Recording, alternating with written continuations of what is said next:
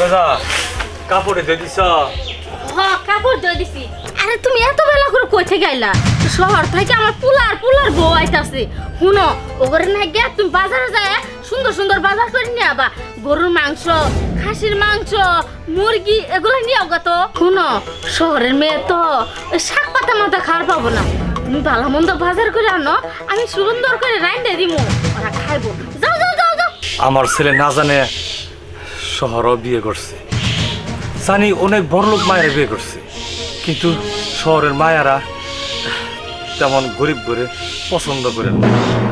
তারপরে বড়লোকে বাপ দেখা, আমরা তো গরিব মানুষ, যদি এই বাড়িতে আয়া আমগুলো হাতের রান্না বান্না না খান আর এই ভাঙা ঘর না থাকে। শুনো শহরের মেয়েরা সবাই এক সমান হয় না, আমার পুতের বউ ভালো হইতে পারে। যাও তো তোমার যেটা কইছে এটা করো। আচ্ছা আমি বাজার ঘাটাচ্ছি। মা, মা কই তুমি? আমার বাবা আইছে, বাবা আইছিস তুই? ও মা গো বৌমা, আমার বৌমা কি সুন্দর চাঁদের টুকরা। বৌমা তুমি ভালো আছো তো? আইতে কোনো অসুবিধা হয় নাই? আমার বাপ মা ভালো আছে? বাবা শুন, তুই বৌমারে নিয়ে ঘরে যা, আমি রান্দাবাড়ি করি। আর রোজ আমাদের থাকলে বৌমা তো পুরা যাবো তো।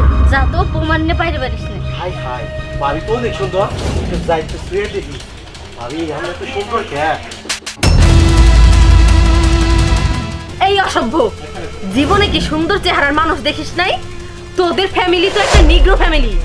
যাও ভালোবেসেছিলাম টাকা পয়সার কথা ভেবে, তাও বাড়িতে এসে দেখছি সেটাও নাই। এই তোর ভাই এমবিবিএস ডাক্তার পড়লো কিভাবে? এসে যা দেখলাম বাড়ি ঘরের অবস্থা, তা দেখে মনে হচ্ছে ওকে এমবিবিএস পড়ানো হয়েছে তোর বাবার চুরির টাকা দিয়ে।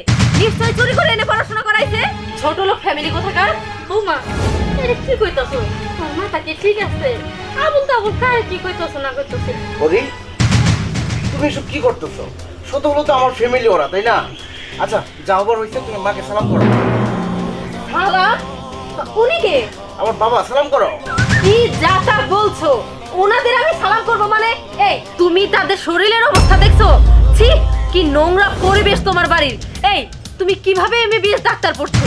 আমার তো কিছুই মাথাতে আসছে না। এই বাড়ির লোকজন তোমাকে কি করে পড়াশোনা করায়? নিশ্চয়ই তোমার বাবা আগে চোর ছিল আর সেই টাকা দিয়ে তোমাকে পড়াইছে। চুপ করো। তুমি কি মনে করেছো মানুষের শরীরের চেহারা আর বাড়িঘর থাকলে সবকিছু? যেটা ভেবে তোমাকে বিয়ে করে এই পর্যন্ত এসেছিলাম, এসে দেখছি তার কিছুই নেই তোমার। অতএব আমি এখানে থেকে সংসার করব না। Good bye. বৌমা যাই ভাই যখন শুই না যাও। শুনো তুমি যে বাড়ির ঘরের কথা কইলা না, এই বাড়ি ঘরে থাকতে পারবা না। আসলে এই বাড়ি ঘরে আমরা বেশি দিন থাকতাম না। বৌমা তুমি আসার সময় রাস্তার মোড়ে 5তলা বিল্ডিংটা দেখলা না, কাজ চলতেছে।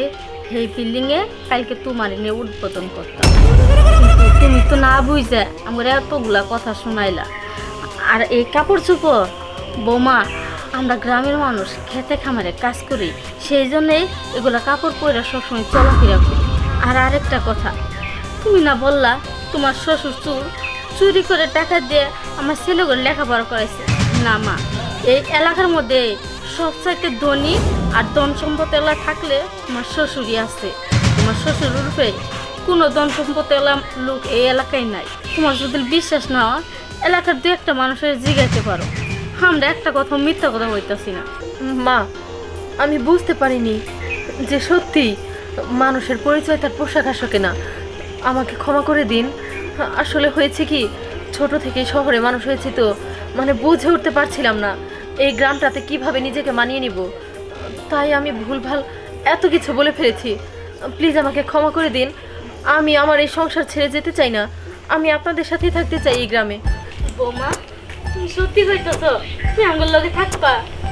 মা, তাড়াতাড়ি বোমার গড়নে যাও, রোহিত আবার কালা হয়ে যাবো গা। আচ্ছা চলো চলো।